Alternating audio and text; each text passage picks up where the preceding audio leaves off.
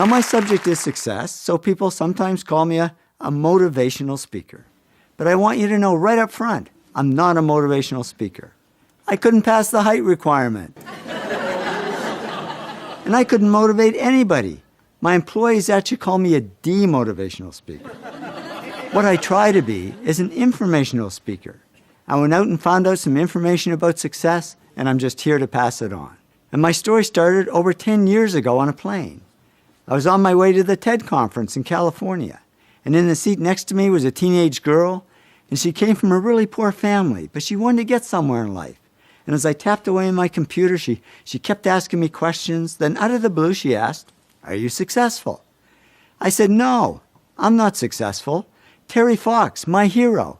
Now there's a big success. He lost a leg to cancer, then ran thousands of miles and raised millions for cancer research."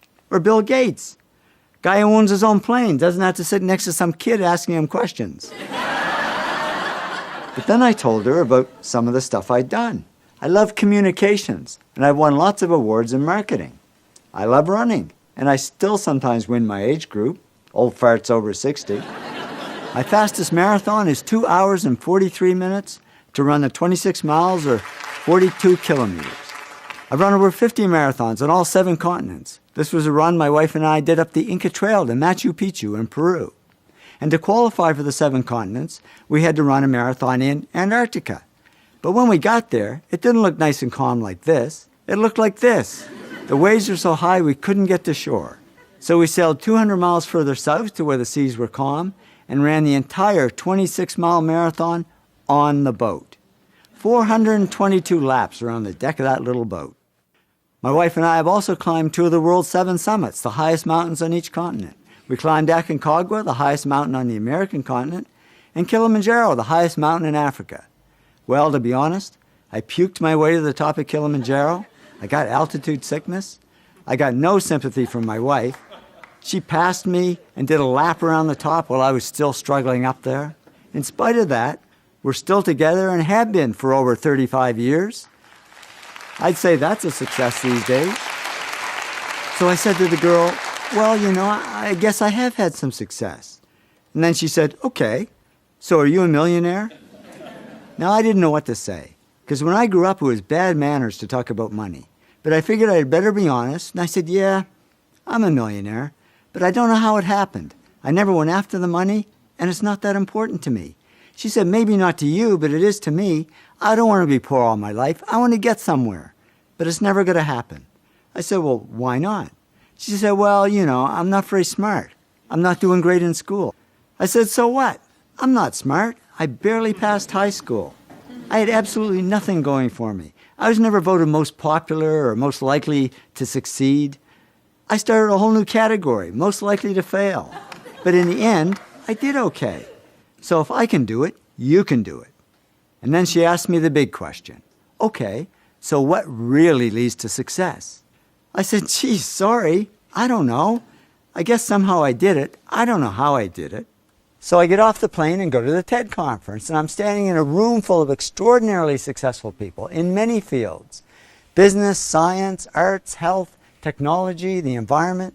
When it hit me, why don't I ask them what helped them succeed and find out what really leads to success for everyone? So I was all excited to get out there and start talking to these great people when the self-doubt set in. I mean, why would people want to talk to me? I'm not a famous journalist. I'm not even a journalist. So I was ready to stop the project before it even began. When who comes walking towards me but Ben Cohen, famous co-founder of Ben & Jerry's Ice Cream. I figured it was now or never. I pushed through the self-doubt, jumped out in front of him and said, "Ben, I'm working on this project.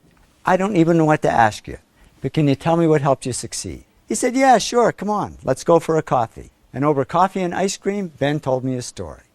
Now here we are over 10 years later, and I've interviewed over 500 successful people face-to-face and collected thousands of other success stories.